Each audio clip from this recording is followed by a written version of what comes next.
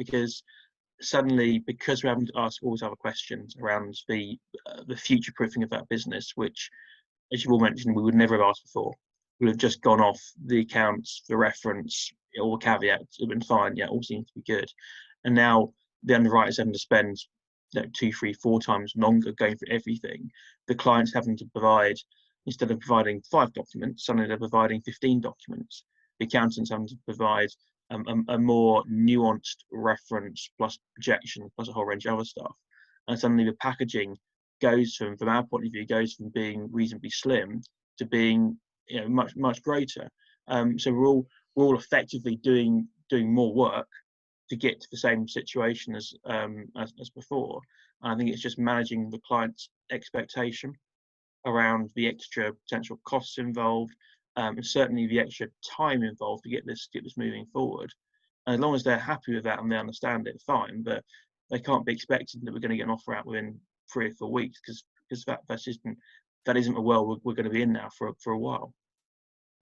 And the lender delays, they sort of add to the mortgage journey inevitably. But actually, what people don't always consider is the front end delays. So meeting with the clients, having that more in-depth conversation, having to do more work around what they're looking for. Whereas before it could have been, a pretty much potentially vanilla, self-employed mortgage, buy-to-let landlord or an individual owner occupied. Now it's a little bit more detailed, takes a bit more time. And actually, though, this is now a perfect time in my eyes for the intermediary market to stand out. It's already valued exceptionally. But actually, one of the things that I'm really campaigning at the minute is, we're good specialists in buy-to-let as well as a self-employed at Aldermore. And one of the things that we are really campaigning at the moment is getting closer to your full-time self-employed landlords. Because as an intermediary, what you could see, potentially becoming an indirect business partner with a landlord, right? And the example is that if you've got, in my eyes, I've got a close friend of mine as a landlord, and they're exposed to quite a few student lets and HMOs.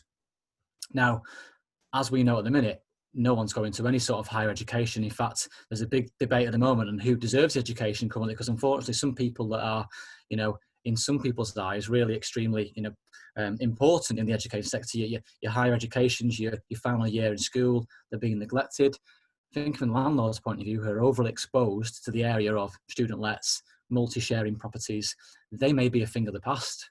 And, even in the current climate now, some people are thinking whether or not they're going to go back to universities. Are universities going to merge and then become more digital, which then puts a huge strain on the buy-to-let market? At that point, then it's an intermediary's job to potentially, in my eyes, look at the future and think, right, how can we adapt and potentially diversify your portfolio a bit that makes it more risk-proof in future, not just for yourself, but also to get funding for lenders as well.